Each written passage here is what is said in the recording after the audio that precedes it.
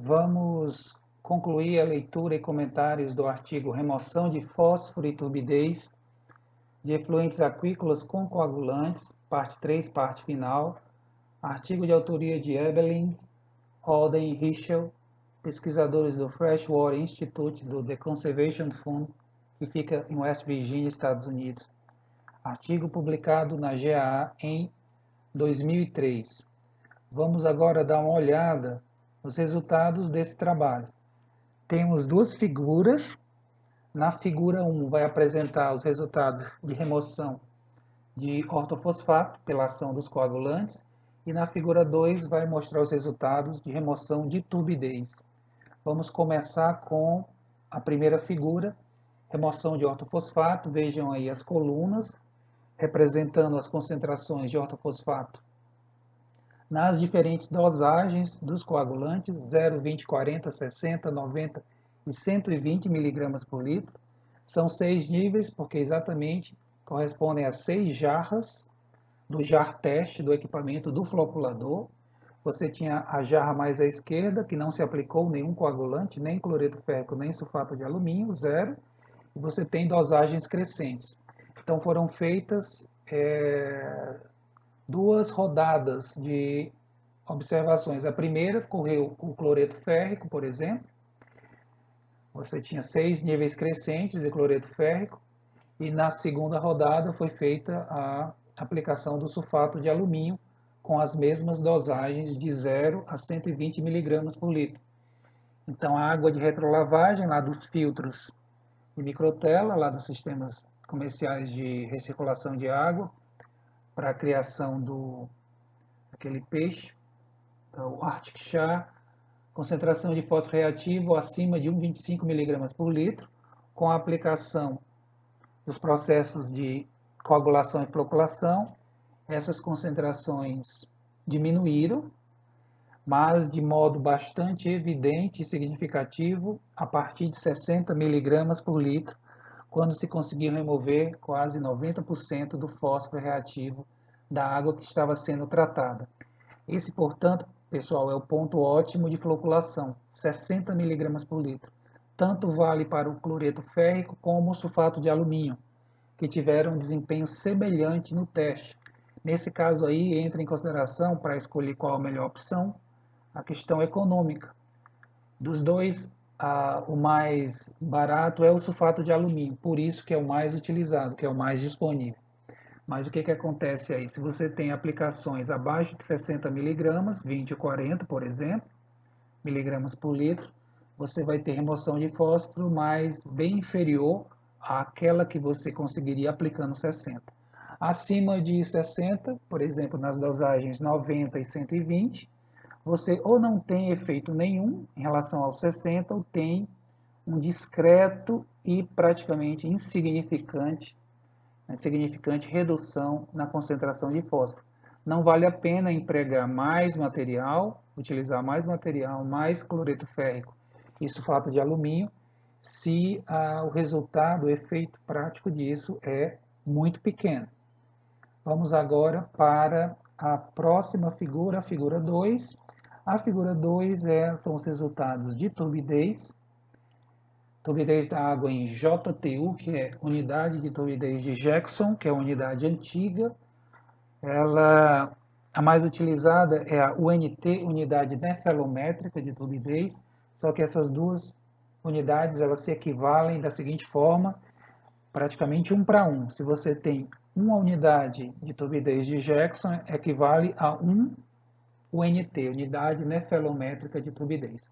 Portanto, a água de retrolavagem dos filtros mecânicos tinha uma turbidez 60 ou maior, UNTs, ou unidade de Jackson.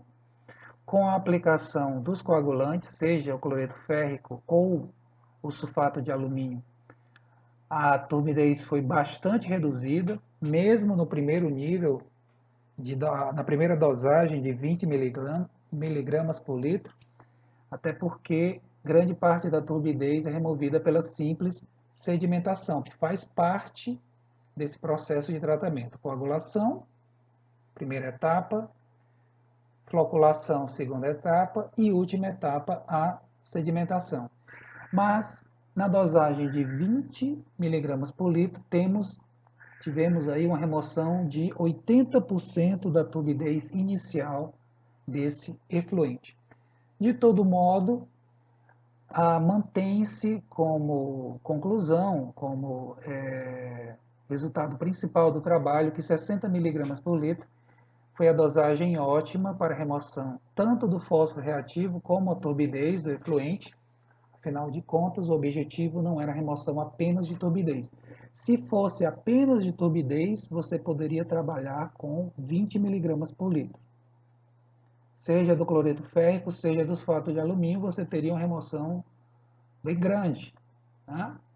Cairia ali de 60 para menos de 15 UNTs. Agora, se além da remoção de turbidez, o objetivo é a remoção do fósforo, faz necessário uma dosagem maior de 60 mg por litro, que é o ponto ótimo de floculação. A concentração acima de 60 mg por litro de coagulante fez com que as concentrações de ortofosfato forem reduzidas para 0,15, caiu lá de mais de 1,25 para 0,15 mg por litro. Isso foi observado tanto com o uso do sulfato de alumínio como cloreto férrico.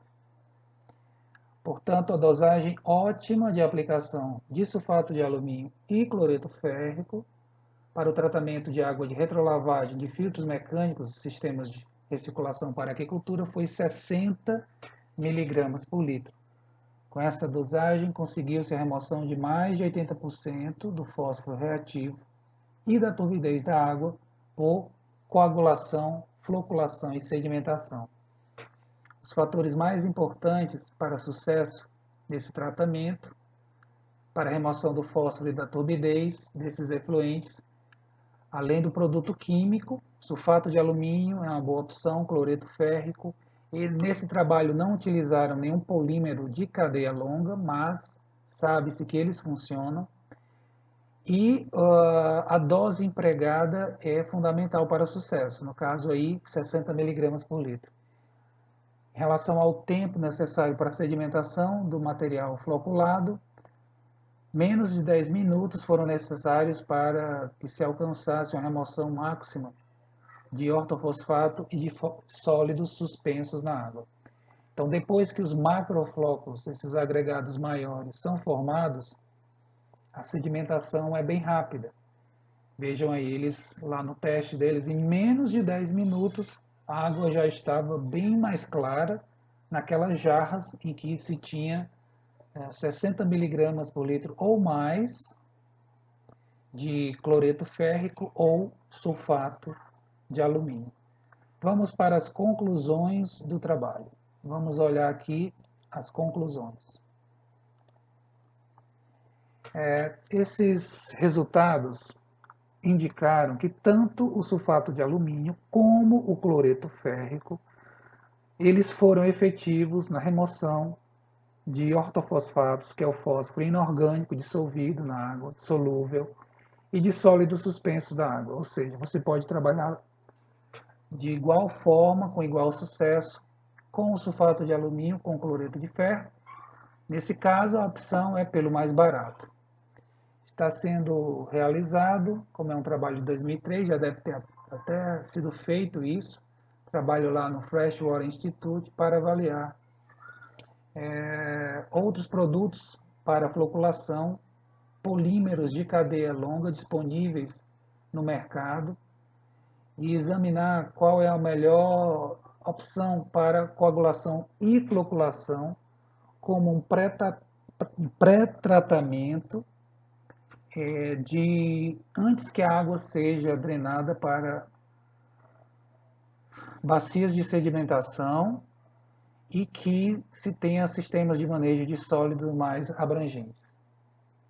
Antes da transferência para a bacia ou tanque de sedimentação, os efluentes dos tanques poderiam ser pré-tratados com coagulantes químicos, isto é, sulfato de alumínio ou cloreto férrico, para aumentar o sucesso de remoção de sólidos suspensos, totais, matéria coloidal e ortofosfato na água. Geralmente, pessoal, o tratamento químico é a última etapa de uma estação de tratamento de água, estação de tratamento de efluentes. Você tem uma etapa inicial física, remoção mecânica de resíduos sólidos suspensos na água. Depois você tem uma fase secundária de tratamento biológico, por exemplo, tratamento com lodos ativados, em que você teria ação bacteriana, microbiana, para a decomposição de matéria orgânica. E numa última fase entraria o tratamento químico, que você pode aplicar esses coagulantes, esses floculantes, para você ter uma água final de qualidade ainda maior, ainda com características liminológicas superiores. Nesse caso aqui, quando se trabalha com sistemas de recirculação de água para aquicultura, e você tem esses efluentes com concentrações maiores de sólidos, maior turbidez, concentrações maiores de fosfatos, você poderia pensar em fazer um pré-tratamento da água antes da sedimentação, com o objetivo de ter uma maior eficiência na recuperação da qualidade da água. Então, no lugar de fazer um pós-tratamento, depois da filtragem mecânica e biológica, você faria um pré-tratamento com esses coagulantes químicos e, seguido a isso, você teria a sedimentação bem mais em taxas mais elevadas. Teria um tanque inicial para aplicação do coagulante e a ocorrência da floculação, que receberia a mistura rápida, seguida de uma mistura lenta. Após essa água, já com os flocos maiores, os flocos formados, seria transferida para um tanque de sedimentação, quando você teria o clareamento da água. Vamos para as considerações finais deste artigo. Vamos ver aqui. O pré-tratamento e o pós-tratamento químico da água, com uso de coagulantes e floculação, se adequam melhor aos sistemas intensivos e superintensivos de recirculação de água para a aquicultura, nos quais os volumes de água a serem tratados não são tão grandes. O desafio tecnológico e econômico seria adaptar esse tratamento químico para sistemas de produção aquícola que utilizam grandes volumes de água, tais como a criação de camarão marinho em grandes viveiros. Geralmente, o que é que se faz? A água de abastecimento é filtrada, filtro de areia, de brita, cascalho, você faz uma desinfecção, passa por tela, e você tem a água de abastecimento. E a água final, ela geralmente vai para uma bacia de sedimentação e pronto. Não se aplica nenhum produto químico nessas águas por questões econômicas. Quando você trata grandes volumes de água, se torna economicamente inviável você fazer a aplicação de produtos químicos, exceto o hipoclorito, que se justifica na cassinicultura por conta do problema das doenças. Para a prevenção de doenças, você tem que ter segurança de que a água está isenta ali de vetores de doenças. Agora, nos sistemas de recirculação, como os volumes de água são bem menores, são sistemas intensivos e superintensivos, é possível você incluir essa fase química de tratamento da água. Você teria os filtros mecânicos, você teria os filtros de areia, os filtros de cartucho, os filtros de tela, você teria os biofiltros, o biofiltro nitrificante, pode ter o reator anaeróbio para remoção do nitrato e poderia ter um tanque para tratamento químico da água. Nesse tanque você faria a aplicação desses coagulantes, do sulfato de alumínio, do cloreto férrico ou de um desses polímeros de cadeia longa. Se aplicar o sulfato de alumínio, o cloreto férrico, teria que ter as duas misturas, a mistura rápida inicial para a coagulação, a mistura lenta para a floculação.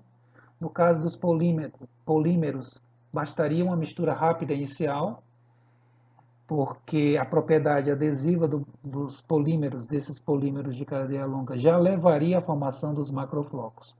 Mas, de todo modo, nesses sistemas de recirculação em que você trabalha com volumes de água menor, seria possível incluir essa fase terciária de tratamento químico da água.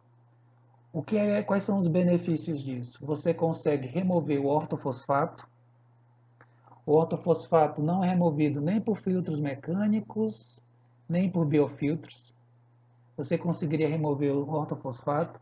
Nesse caso, seria possível, quando houvesse necessidade de descartar água, essa água não traria problemas de eutrofização dos corpos receptores, porque o ortofosfato dentro de galpões, por exemplo, ele não vai causar nenhum efeito, já que o grande problema das concentrações elevadas de fósforo são as florações algais descontroladas.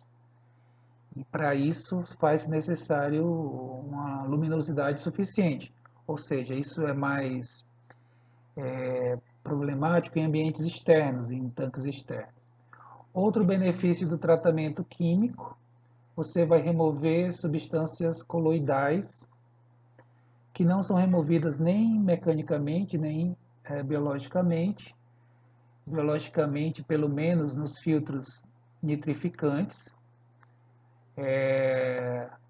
argila, né? Matéria orgânica dissolvida, elas, pelas cargas negativas que elas têm, elas se repelem, não floculam, não precipitam. Com esses coagulantes você conseguiria a remoção dessa matéria orgânica coloidal. Então você teria uma água de ainda maior qualidade. Isso é importante, por quê? Porque existe aquele princípio que foi falado anteriormente, um dos princípios básicos de sustentabilidade ambiental nesses sistemas produtivos. A qualidade da água que sai da fábrica, da fazenda, da unidade produtiva não poderá ser pior do que a qualidade da água que entra. Se você utiliza uma água de abastecimento de qualidade elevada, você deve tratar essa água de tal forma que o efluente dos tanques, a água que você devolve para o meio, tenha a mesma qualidade elevada. Então, nesses sistemas de recirculação, muitas vezes se trabalha com água de qualidade alta, águas até potáveis. Para manter esse princípio de sustentabilidade ambiental, você teria que empregar outros recursos de tratamento, outros métodos, que recuperasse completamente a qualidade de água e fizesse com que ela voltasse a ter aquela qualidade inicial. Então, nesse caso, os métodos mecânicos e biológicos podem ser insuficientes. Seria necessário a inclusão de um tratamento terciário, um tratamento químico. Os efluentes da fábrica, da fazenda, da unidade produtiva deverão possuir qualidade igual ou até melhor do que a água de abastecimento. Então é isso, pessoal. São produtos químicos que funcionam. O sulfato de alumínio e o cloreto férrico, eles conseguem remover a turbidez mineral, águas barrentas, conseguem remover ortofosfato, que os outros métodos não conseguem. A questão é fazer as contas e ver se cabe a aplicação de você ter tanques de tratamentos químicos dentro do seu sistema produtivo. E se há justificativa para isso, ou seja, se há necessidade de você fazer essa remoção do ortofosfato, por exemplo. Se você vai descartar na natureza, muitas vezes sim, porque é justamente o nutriente mais limitante às florações algais nos ecossistemas aquáticos. E com a entrada do fósforo você tem aquelas explosões de crescimento fitoplantônico. Vamos encerrando por aqui. Esse foi o artigo. Quero agradecer a todos pela audiência, pela atenção. Desejar paz e saúde Até uma próxima oportunidade. Um abraço.